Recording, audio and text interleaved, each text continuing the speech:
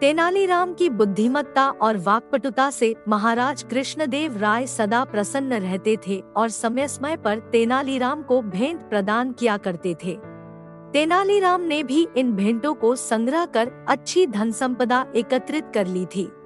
एक दिन जब वह राजदरबार पहुंचा, तो उसने कीमती वस्त्र और आभूषण धारण कर रखे थे, जिसे देख महाराज ने कहा, तेनाली, क्या तुम्हें आभास है कि तुम्हारी वेशभूषा और रहन-सहन में बहुत परिवर्तन आ चुका है?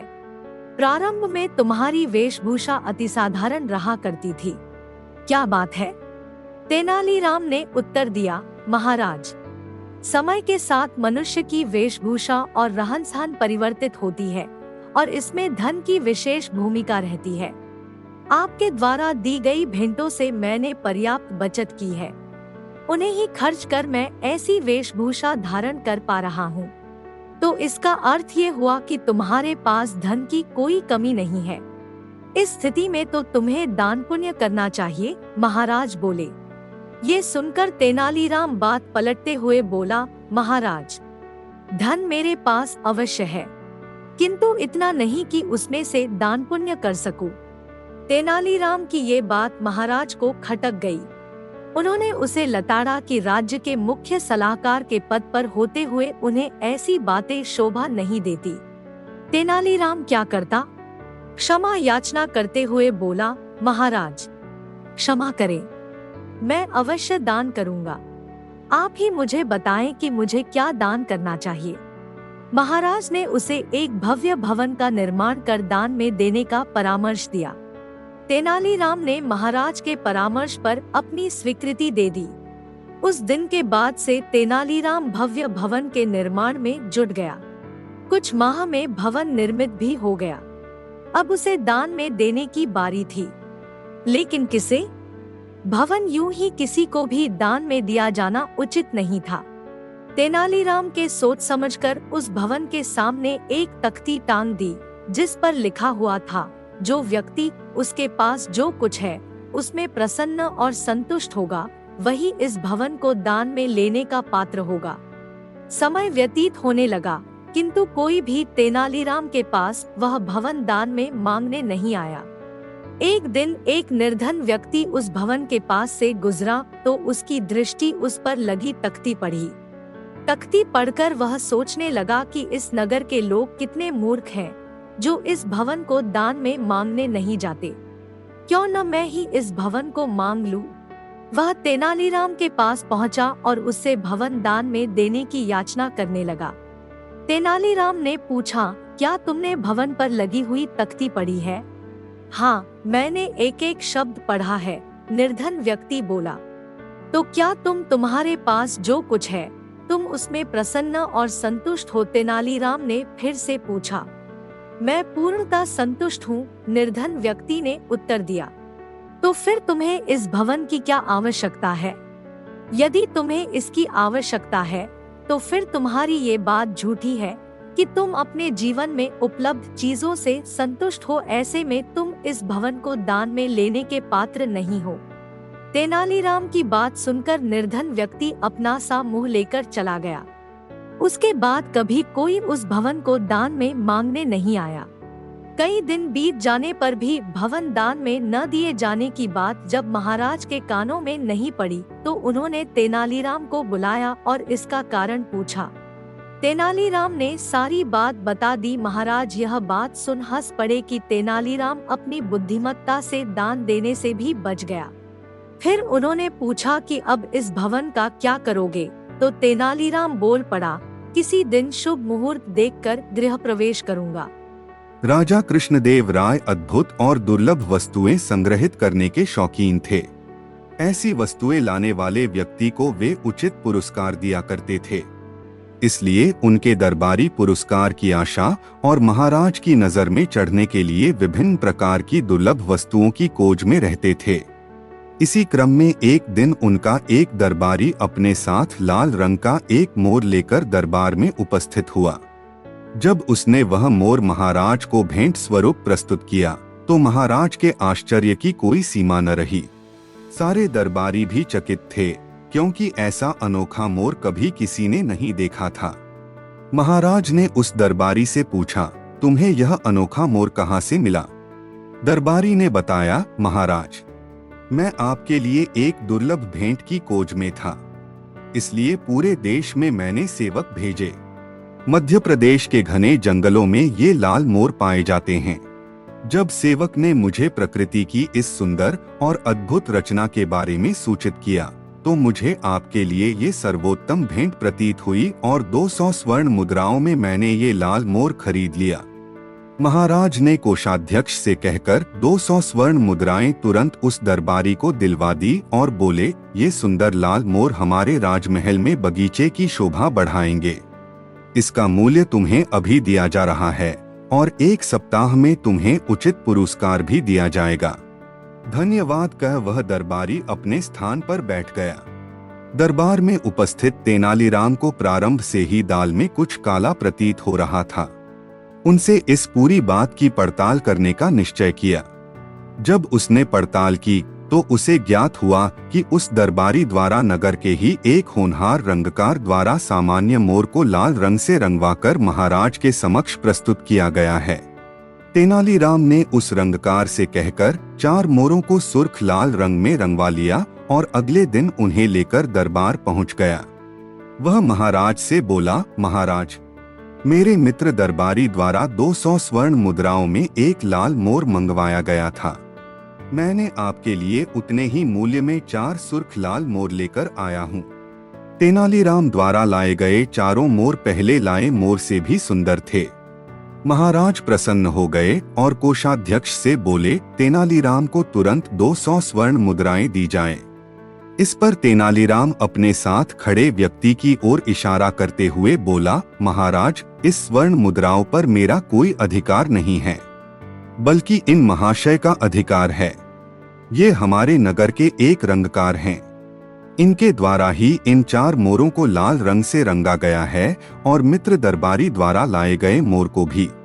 ये सुनना थे कि महाराज उस दरबारी पर क्रुद्ध हो गए जो पहले उनके लिए लाल मोर लेकर आया था। उन्होंने उसे 200 स्वर्ण मुद्राएं तत्काल लौटाने का आदेश दिया। साथ ही 50 स्वर्ण मुद्राओं का जुर्माना भी लगाया। तेनालीराम की बुद्धिमानी ने धूर्त दरबारी की पोल खोलकर रख दी और महाराज को मूर्ख बनने से बचा लिया। महाराज ने तेनालीराम की भूरी भूरी प्रशंसा की और उसे उचित पुरस्कार भी दिया गया। महाराज कृष्णदेव राय के राजमहल में एक बगीचा था जिसमें विभिन्न प्रकार के फूल लगे हुए थे। सारे फूलों में लाल गुलाब के फूल महाराज को अति प्रिय थे, इसलिए माली को उन्होंने उन फूलों का विशेष ध्यान रखने का निर्देश दिया था। महाराज जब भी बगीचे में भ्रमण करने आते तो लाल गुलाब के फूलों को देख प्रसन्न हो जाते। एक दिन जब वे बगीचे में भ्रमण के लिए आए तो पाया कि पौधों में लगे लाल गुलाब के फूलों की संख्या कुछ कम है। गुलाबों के कम होने का क्रम कई दिनों तक चला। ऐसे में उन्हें संदेह हुआ कि अवश्य कोई लाल गुलाब के फूलों की चोरी कर रहा है। उन्होंने बगीचे में पहरेदार लगवा दिए और उन्हें आदेश दिया कि जो भी लाल गुलाब का फूल तोड़ते हुए दिखे उसे तत्काल बंदी बनाकर उनके समक्ष प्रस्तुत किया जाए। पहरेदार सतर्कता से बगीचे की निगरानी करने लगे। उनकी निगरानी रंग लाई और एक दिन चोर उनके हाथ लग गया। यह चोर और कोई नहीं बल्कि तेनालीराम का पुत्र था। जब यह बात तेनालीराम के घर तक पहुंची तो उसकी पत्नी बहुत चिंतित हुई और तेनालीराम से मिन्नतें करने लगी कि किसी भी तरह उसके पुत्र को छुड़ा कर लाए। तेनालीराम अविलंब राजमहल के बगीचे की ओर चल पड़ा ताकि महाराज के सम्मुख प्रस्तुत करने के पूर्व वह अपने पुत्र से मिल सके। रास्ते भर वह उसे बचाने का उपाय सोचता रहा। जब वह राजमहल के बगीचे में पहुंचा तो देखा कि पहरेदार उसके पुत्र को महाराज के सम्मुख प्रस्तुत करने की तैयारी में है। जब वह अपने पुत्र से बात करने को हुआ तो पहरेदारों ने यह कहकर रोक दिया कि अब अपने पुत्र से बंदीगृह में मिलना। तेनालीराम क्या करता? दूर खड़ा अपने पुत्र को पहरेदारों द्वारा ले जाता हुआ देखता रहा। उसका पुत्र जोर जोर से रो रहा था और कह रहा था, पिताजी, आगे से मैं ऐसा कुछ नहीं करूँगा, मुझे बचा लीजिए, कृपया कुछ करिए। तेनालीराम दूर से ही चिल्लाया, मैं क्या कर सकता हूँ? अपनी तीखी जुबान का प्रयोग करो, शायद वही तुम्हें बचा पाए। पुत्र सोचने लगा कि ये पिताजी क्या कह गए, क्या इसका कोई अर्थ था? वह सोचने लगा और कुछ देर में उसे पिता द्वारा कही बात का अर्थ समझ में आ गया। उसका अर्थ था कि तीखी जुबान का प्रयोग कर गुलाब के फूलों को खा लो। उसने ऐसा ही किया और रास्ते भर गुलाब के फूलों को खाता रहा। जब पहरेदार महाराज के सामने पहुँचे, तब तक वह सारे गुलाब खा चुका था। पहरेदार महाराज से बोले, महाराज, ये बालक ही लाल गुलाब के फूलों का चोर है। हमने इसे रंगे हाथ पकड़ा है। लज्जा नहीं आती? इतनी छोटी उम्र में चोरी करते हो? बड़े होकर क्या करोगे? महाराज क्रुद्ध होकर बोले। तेनालीराम का पुत्र बोला, मैंने कोई चोरी नहीं की महाराज। मैं तो बस बगीचे से जा रहा था और आपके पहरेदारों ने मुझे पकड़ लिया। कदाचित इनका ध्येय आपकी प्रशंसा का पात्र बनना है, किंतु महाराज इसमें मुझ निर्दोष को सजा क्यों? अगर मैंने गुलाब चुराए होते तो मेरे पास गुलाब भी होते, लेकिन देखिए मेरे हाथ खाली है। महाराज ने देखा कि उसके हाथ में कोई गुलाब नहीं है। पहरेदार भी चकित थे कि सारे गुलाब कहाँ नदारद हो गए।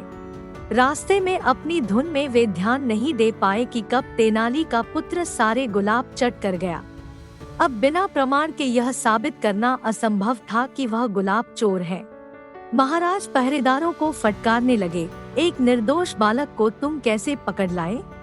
इसे अपराधी सिद्ध करने का क्या प्रमाण है तुम्हारे पास? भविष्य में प्रमाण के साथ चोर को लेकर आना। इसे तत्काल छोड़ दो। तेनालीराम के पुत्र को छोड़ दिया गया। वह घर पहुंचा और अपने माता पिता से क्षमा मांगी और उन्हें वचन दिया कि भविष्य में बिना पूछे कभी किसी की कोई वस्तु नहीं लेगा, क्योंकि वह चोरी कहलाती है। तेनालीराम ने उसे क्षमा कर दिया। एक बार विजयनगर में एक साधु का आगमन हुआ। वह नगर के बाहर एक पेड़ के नीचे बैठकर साधना करने लगा। विजयनगर में उसके बारे में यह बात प्रसारित हो गई कि वह एक सिद्ध साधु है जो चमत्कार कर सकता है। सभी लोग उसके दर्शन के लिए धन, भोजन, फल फूल के चढ़ावे के साथ जाने लगे। तेनालीराम को जब इस संबंध में ज्ञात हुआ तो वह भी साधु से मिलने पहुंचा।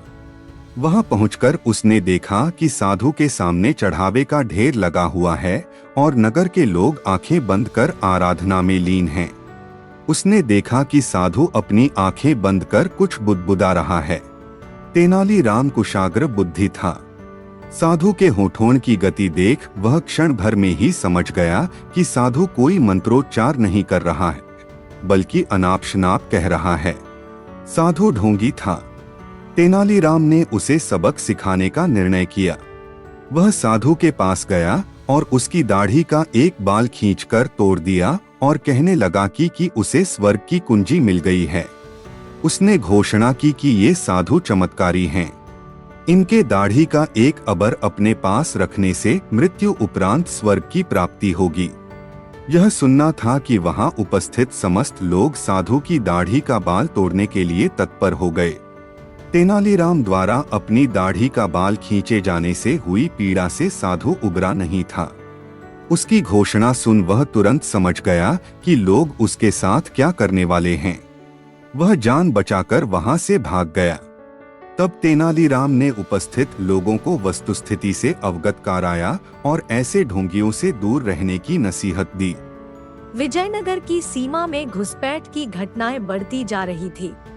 चिंतित होकर राजा कृष्णदेव राय ने मंत्री परिषद की बैठक आयोजित की। बैठक में इन घटनाओं की रोकथाम के संबंध में चर्चा होने लगी।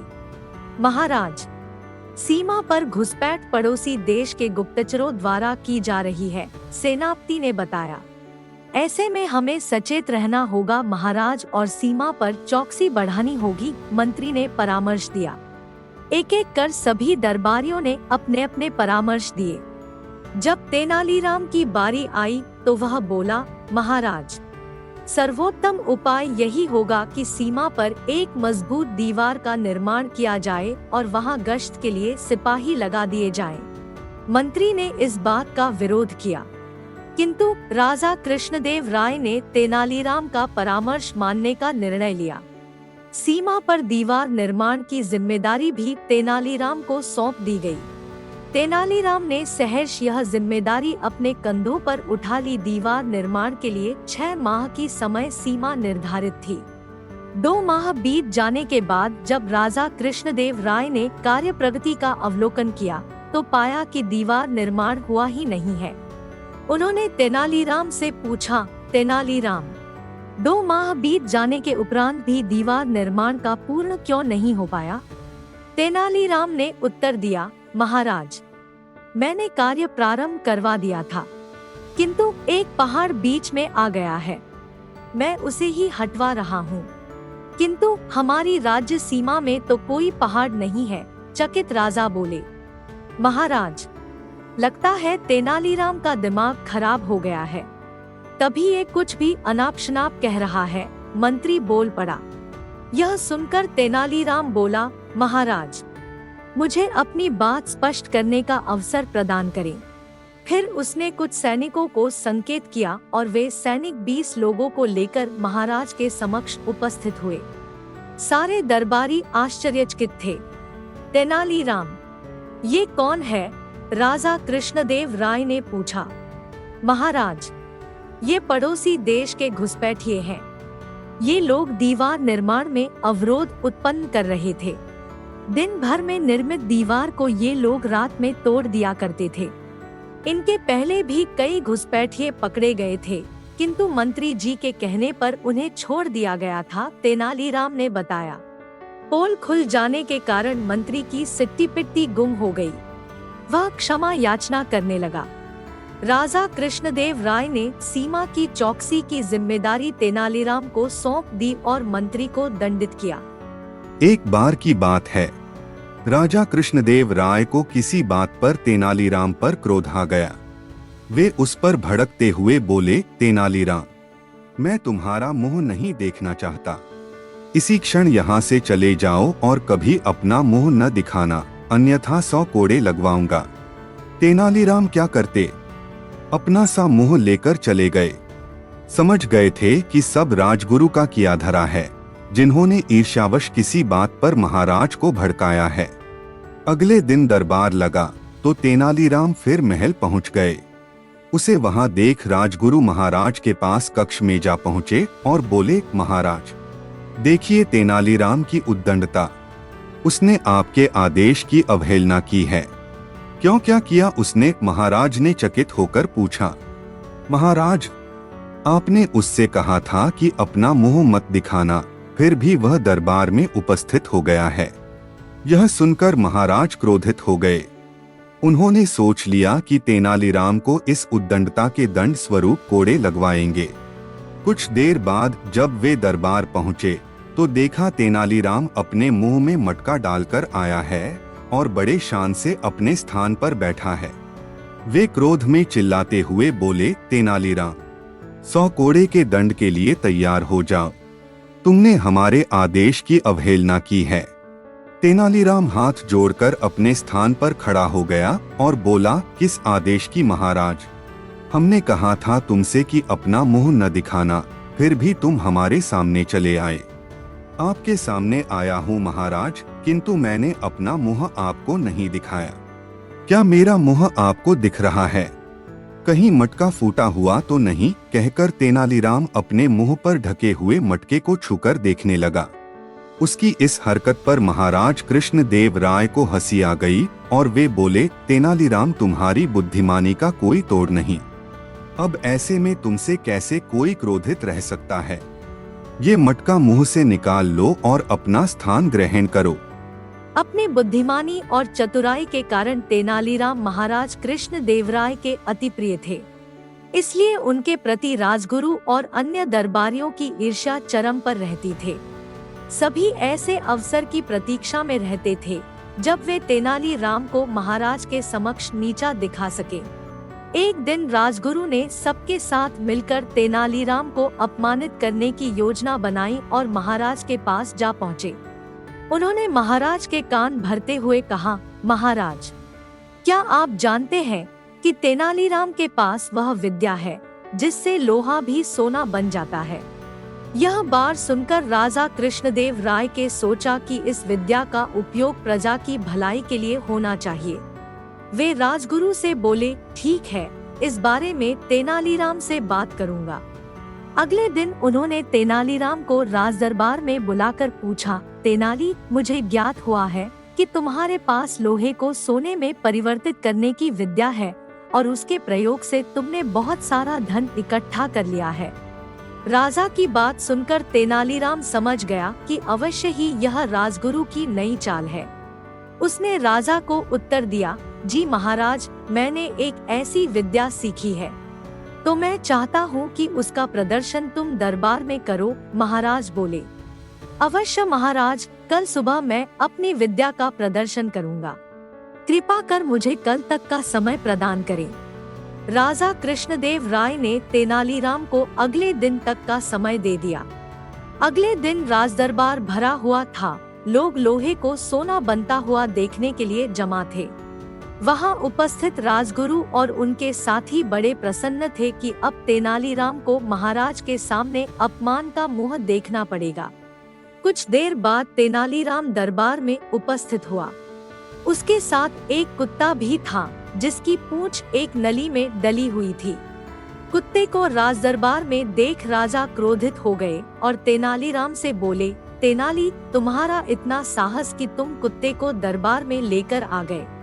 महाराज, मेरी धृष्टता के लिए क्षमा करें, किंतु मुझे कोई भी सजा देने के पूर्व कृपा कर मेरे इस प्रश्न का उत्तर दें। तेनालीराम हाथ जोड़कर बोला, पूछो। महाराज, कितने वर्षों तक कुत्ते की पूंछ को नली में डालकर रखने पर वह सीधी हो जाएगी? तेनालीराम ने पूछा। तेनालीराम, कुत्ते की पूंछ कभी भी सीधी नहीं होती, चाहे उसे कितने भी वर्ष नली में रखा जाए, वह अपनी प्रकृति नहीं छोड़ती। राजा ने उत्तर दिया। ठीक कहा महाराज, जिस प्रकार कुत्ते की पूंछ अपनी प्रकृति नहीं छोड़ती, वैसे ही लोहा भी अपनी प्रकृति नहीं छोड़ता। वह कैसे सोना बन जाएगा? राजा कृष्णदेव राय को अपनी गलती का भान हो गया। वे समझ गए कि राजगुरु ने तेनालीराम को अपमानित करने के लिए उनके कान भरे थे। उन्होंने राजगुरु को कुछ कहा तो नहीं, किंतु तेनालीराम की भूरी भूरी प्रशंसा करते हुए उसे पुरस्कृत किया। राजगुरु और उसके साथी अपना सा मुंह लेकर रह गए। एक दिन एक जादूगर कृष्णदेव राय के दरबार में आया। अपने जादू के और करामातों से उसने सभी दरबारियों का बहुत मनोरंजन किया। कृष्णदेव राय भी उसके जादू से मंत्रमुग्ध हो गए। उस जादूगर को अपने जादू पर बड़ा घमंड था, इसलिए उसने अपना जादू दिखाने के बाद दरबार में उपस्थित दरबारियों को चुनौती दे डाली कि कोई जादू के खेल में उसे हराकर दिखा दे। इस चुनौती के बाद सभी दरबारी एक दूसरे का मुंह ताकने लगे। किसी की उस चुनौती को स्वीकार करने की हिम्मत नहीं हुई। तेनालीराम बैठकर दूसरे दरबारियों के सामने आकर चुनौती स्वीकार करने की प्रतीक्षा कर रहा था, किंतु जब कोई सामने नहीं आया तो वह स्वयं खड़ा हो गया और जादूगर की चुनौती स्वीकार कर ली। उसने जादूगर से पूछा, मैं जो बंद आँखों से करूँगा, क्या तुम वो खुली आँखों से करके दिखा सकते हो? यह सुनकर जादूगर हंस पड़ा और बोला, ये कौन सी बड़ी बात है, मैं निश्चित रूप से खुली आँखों से वो कर सकता हूँ जो तुम बंद आँखों से कर सकते हो। इसके बाद तेनालीराम द्वारपाल के पास गया और उसके कानों में फुसफुसाते हुए कुछ कहा। द्वारपाल तुरंत बाहर गया और अपनी दोनों मुट्ठी में रेत भरकर वापस लौटा। तेनालीराम ने द्वारपाल की एक मुट्ठी की रेत अपने हाथ में ले ली और अपनी आँखें बंद कर वह रेत अपनी आँखों के ऊपर डालने लगा। ऐसा करने के बाद वह जादूगर की ओर मुड़ा और बोला, अब तुम्हें ये आँख खोलकर करना है। जादूगर यह नहीं कर पाया और अपनी हार स्वीकार कर राजदरबार से चला गया। महाराज कृष्णदेव राय तेनालीराम के चातुर्य से बहुत प्रसन्न हुए और उनकी प्रशंसा करते हुए उन्हें बहुत सारे पुरस्कार प्रदान किए। फ्रेंड्स, यदि आपको Tenali Raman and the magician story in Hindi पसंद आई हो तो आप इसे शेयर कर सकते हैं। कृपया अपने कमेंट्स के माध्यम से बताएं कि आपको यह कहानी कैसी लगी। नई पोस्ट की जानकारी के लिए कृपया सब्सक्राइब करें। धन्यवाद। हर साल राजा कृष्णदेव राय के जन्मदिन पर विशेष आयोजन होता है। बड़े उल्लास और धूमधाम के साथ इस अवसर पर कार्यक्रम आयोजित किए जाते थे। सारे राज्य के पंडित एकत्रित होकर यज्ञ और हवन करते तथा 7 नदियों के जल से महाराज का अभिषेक होता था। पूरे राज्य में उत्सव का माहौल रहता। महल में एक से बढ़कर एक कार्यक्रम होते। गीत, संगीत, नृत्य, नाट्य का आयोजन किया जाता।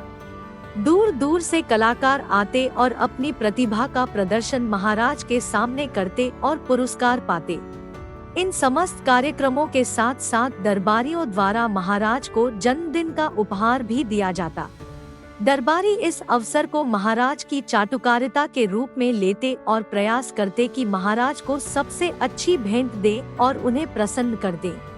सभी एक से बढ़कर एक उपहार महाराज के लिए लाते, लेकिन प्रतिवर्ष तेनालीराम बाजी मार लेता। महामंत्री और सेनापति को सदा से तेनालीराम से जलन रही थी। वे ऐसा कोई अवसर नहीं छोड़ते थे जब उसे नीचा न दिखा सके। जन्मदिन पर भेंट देते समय तेनालीराम से मुंह की खाना उन्हें बहुत बुरा लगता था। इसलिए इस साल उन्होंने योजना बनाई कि तेनालीराम को दरबार में सबके सामने नीचा दिखाया जाए, ताकि उसकी छवि धूमिल हो जाए और सबसे बीच वह हंसी का पात्र बन जाए। जन्मदिन पर जब भी कोई महाराज को उपहार देने आता तो महाराज सिंहासन पर बैठकर ऊपर ग्रहण करते और उसे या तो महामंत्री को दे देते या सेनापति को, जो उनके अगला बगल बैठे होते। महामंत्री और सेनापति ने निश्चय किया कि सेनापति एक मेंढक अपने पैर के नीचे दबाकर बैठ जाएगा और जब तेनालीराम महाराज को उपहार देने आएगा तो वह मेंढक के ऊपर से पैर हटा लेगा। मेंढक तेनालीराम के ऊपर कूदेगा और डर के मारे तेनालीराम का संतुलन बिगड़ेगा, जिससे वह भी नीचे गिर पड़ेगा और उसका उपहार भी। इस तरह वह महाराज की दृष्टि में गिर जाएगा और दरबार में भी सबके सामने उसकी किरकिरी होगी। महाराज के जन्मदिन के दिन सेनापति अपने पैर के नीचे मेंढक दबाकर बैठा। दरबारी और अन्य व्यक्ति एक एक करके महाराज को उपहार देने आते। महाराज उपहार स्वीकार कर महामंत्री या सेनापति को सौंप देते, ताकि वे उसे उचित स्थान पर रख सकें। जब भी महाराज उपहार महामंत्री को सौंपते, वह आसन से खड़ा होकर उपहार लेता। लेकिन पैर के नीचे मेंढक होने के कारण सेनापति ने महाराज के सामने बहाना बनाया कि उसके पैर में चोट लग गई है। इस बहाने के बाद उसे बार बार आसन से उठना नहीं पड़ता था। जब तेनालीराम उपहार देने आया तो सेनापति ने मेंढक के ऊपर से पैर हटा दिया। मेंढक तेनालीराम के ऊपर उछला और तेनालीराम हड़बड़ाकर महाराज की गोद में गिर पड़ा। ये दृश्य देखकर महामंत्री और सेनापति बड़े खुश हुए कि अब महाराज तेनालीराम पर क्रोधित हो जाएंगे। तेनालीराम के स्वयं के ऊपर गिर जाने पर महाराज ने झल्लाकर पूछा, तेनालीराम ये कैसी उद्दंडता है? तेनालीराम ने मेंढक मुट्ठी में पकड़ लिया था। वह समझ गया था कि ये महामंत्री और सेनापति की कारस्तानी है, लेकिन उसने उनका नाम लिए बगैर कहा, महाराज, आप मेरे कर्ता धर्ता है। आपको मैं जन्मदिन पर क्या उपहार देता? जो भी देता वह आपकी कृपा के सामने तुच्छ होता। इसलिए मैंने सोचा कि उपहार में मैं स्वयं को आपको सौंप दूं। मैं आजीवन आपका दास रहूंगा महाराज। तेनालीराम के इस उत्तर पर महाराज का क्रोध उड़ गया और वे प्रसन्न हो गए। अचानक उनकी दृष्टि तेनालीराम की बंद मुट्ठी पर पड़ी। उन्होंने पूछा, तेनालीराम, तुमने मुट्ठी में क्या पकड़ा हुआ है? तेनालीराम ने कहा, महाराज, ये सेनापति का सेवक है। इस सेवक ने ही मुझे उपहार बनाकर आपके चरणों में प्रस्तुत किया है। और तेनालीराम के अपनी मुट्ठी खोल दी। मुट्ठी में बंद मेंढक सेनापति पर उछला और सेनापति घबराकर अपने आसन से गिर पड़ा। उसकी ये हालत देखकर पूरे दरबार में ठहाके लगने लगे। उसकी सबसे सामने बड़ी किरकिरी हुई। महाराज भी सारा माजरा समझ गए। उन्होंने सेनापति को दंड दिया और तेनालीराम को पुरस्कार।